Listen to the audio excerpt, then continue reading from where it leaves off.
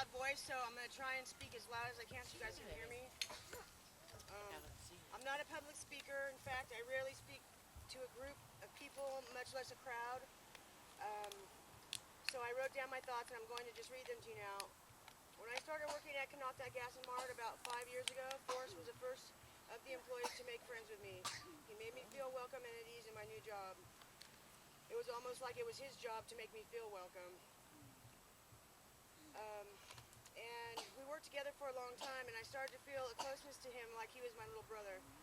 He was the type of person you couldn't be around without his positive energy rubbing off on you. In all the time I knew him, I cannot recall him saying one bad thing about anyone ever. I know without a doubt that Forrest was one of the best people all around I've ever met. I never really fully expressed to him the respect and appreciation I had grown to have for him. And until he was gone, I hadn't even realized it myself. I try to learn something from every experience, whether it be good or bad, and from this experience, this tragedy, I have learned that you should treat each day like it is your last, and don't take people for granted. It's okay. And that's why I felt like I needed to do something to express how I felt about my friend, how important he was in my life, and how much he is missed. So when my friend Jen mentioned the idea of dedicating this tree to him, I knew we had to make it happen. So I'm here with Jennifer Pickett, Go, Jen. Canocta Gas and Mart, Kelseyville High School, Kelseyville Lumber, and all the people that cared about Forrest to dedicate this tree to him. He spent a lot of time under this tree, so it felt so right that it would be a great spot to remember him.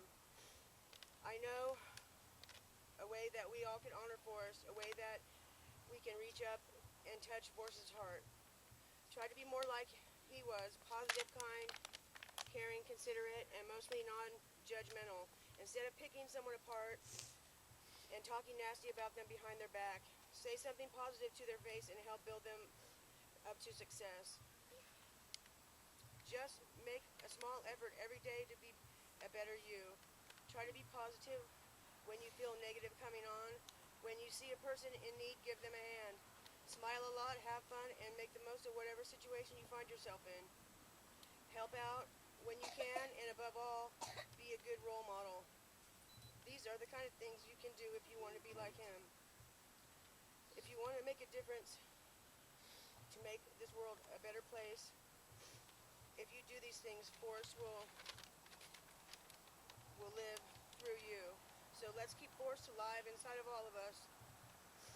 I'd like to thank Walt Weisner, the guy at Disney Trophies, the guy at Clear Lake Granite, Matt Cochran and his maintenance crew, John and Jennifer Pickett, Lake County Sheriff's Department, the Lake County Record Bee, the crew at Canocta Gas and Mart, my mom Ginger Sinolo, Ray Stoger, Forrest's friends and family, and most of all, thank God for helping bring all this together and blessing this monument and ceremony. Have a great night, everyone. Drive safe, and thanks for coming. Forrest! Very good, girl.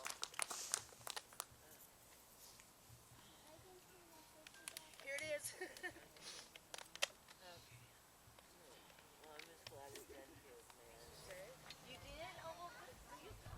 My name is Nick Wainwright. I'm Forrest Seagrave's brother. I just want to thank everyone who put this together to remember my brother, and it'll be a memory for years. Even people that didn't know him, this tree dedication will be a remembrance for him. And people always ask about him and how he lived, and then they'll tell them, and maybe they'll think about their life twice. And, I'm trying to be more like my brother, even if they didn't know him. So I just want to thank the people who do this together again.